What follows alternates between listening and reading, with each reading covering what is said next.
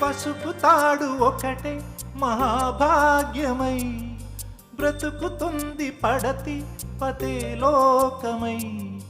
మగని మంచి కోసం పడే ఆర్తిలో సతిని మించగలరా మరే ఆప్తులు.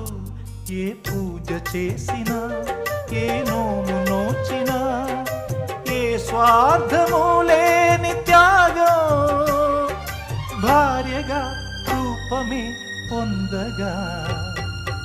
అపురూపమైనదమ్మ ఆడజన్మ, ఆ జన్మకు పరిపూర్ణత ఇల్లాలమ్మా.